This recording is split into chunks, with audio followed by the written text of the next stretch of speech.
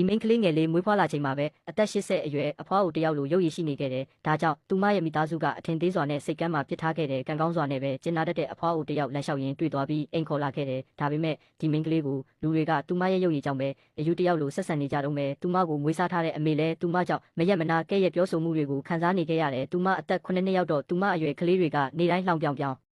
နောက်နေကြတဲ့ရှောင်းဆိုတဲ့ကောင်လေးတယောက်ထဲကသာသူမဘက်ကနေရက်တီပေးခဲ့တဲ့အတူတူအချိန်ဖြုံးနိုင်ဖို့သူ့အိမ်ကိုပါလာဖို့ကန့်လန့်ခဲ့တဲ့ရှောင်းရဲ့အဖေကဆရာဝန်ဖြစ်နေတာမို့မိန်းကလေးကိုစေတနာနဲ့ကျန်းမာရေးစစ်ဆေးပေးခဲ့ပေမဲ့သူမမှာမျက်စိတိမ်နဲ့အဆစ်အမြစ်ရောင်ရမ်းတဲ့ယောဂရှိနေတာသိလိုက်ရတော့တောင်းကနေဖြစ်သွားတယ်။သူမရဲ့ခန္ဓာကိုယ်လှုပ်ဆောင်ချက်အားလုံးဟာအသက်80အရွယ်လောက်လူတယောက်ရဲ့ပုံစံလိုဖြစ်နေတဲ့ဆရာဝန်ကသူမဟာအသက်10နှစ်ထက်ပိုမနေရနိုင်ဘူးလို့ယူဆခဲ့တယ်။ဒီစကားကိုကြားလိုက်ရတော့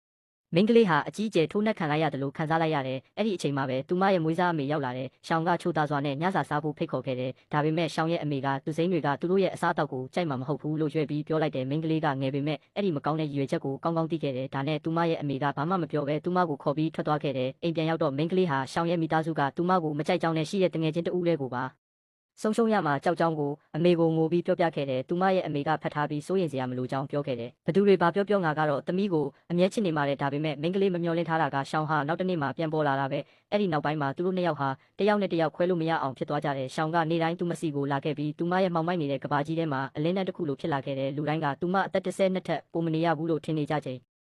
သူမရဲ့ခန္ဓာကိုယ်ကရုတ်တရက်နုပြိုလာတာကိုသတိထားမိခဲ့တဲ့မျက်တောင်တစ်ခတ်အတွင်းသူတို့နှစ်ယောက်စလုံးအသက်18နှစ်ရောက်ခဲ့ကြတယ်။အဲ့ဒီနှစ်မှာရှောင်းကသူ့ရဲ့အိမ်မက်တက္ကသိုလ်ကိုဝင်ခွင့်ရခဲ့တယ်။သူကသူမကိုအမြန်ဆုံးလာပြီးသတင်းကောင်းပြောပြခဲ့ကကြောင်းပြီးတာနဲ့သူမရဲ့ယောဂကိုကုပေးမယ်လို့ကတိပေးခဲ့တယ်။သူထွက်သွားတာကိုမလိုချင်ပေမဲ့သူမကတော့သူ့အတွက်တကယ်ကိုဝမ်းသာခဲ့ပါတယ်။နောက်တစ်နေ့မှာသူကမိသားစုပါတီတစ်ခုကိုသူမကိုခေါ်သွားခဲ့တယ်။ဒါကိုမြင်တော့ရှောင်းကိုကြိတ်ကြိုက်နေတဲ့မနာလိုဖြစ်နေတဲ့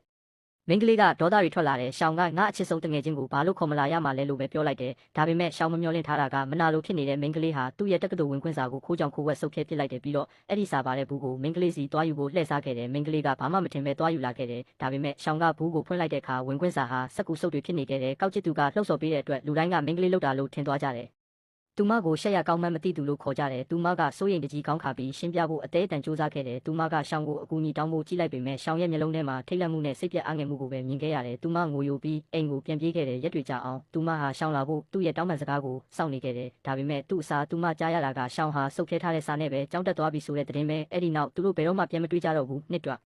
ဒီကြလာပြီးနောက်ပိုင်းပြန်အမှတ်ရတိုင်းရှောင်းဟာနောင်နာတွေနဲ့နစ်မိုးနေခဲ့တဲ့သူ့ရဲ့နောက်ဆုံးနေ့တွေမှာသူမထွက်ခွာသွားတဲ့စိတ်ကန်းကိုတွားခဲ့ပြီးသူမပြန်လာမလားလို့စောင့်နေခဲ့တယ်။သူမရဲ့သမီးနေတိုင်းငိုနေတာကိုကြည့်ပြီးအမေကအိတ်တွေတိတ်တဆိတ်ပဲထုတ်ပိုးခဲ့တယ်။သူမရဲ့စုဆောင်းထားသမျှပတ်စံအားလုံးကိုမိန်းကလေးကိုပေးပြီးတောင်ဘက်ကိုတွားဖို့နဲ့ဘဝတစ်စတင်ဖို့ပြောခဲ့တယ်။မိန်းကလေးဟာလုံးဝစိတ်ထိခိုက်သွားတယ်။သူမရဲ့အမေကိုဖက်ပြီးတအားအော်ဟစ်ငိုကြွေးခဲ့တယ်။ဒါပေမဲ့နောက်ဆုံးမှာတော့စိတ်ပြက်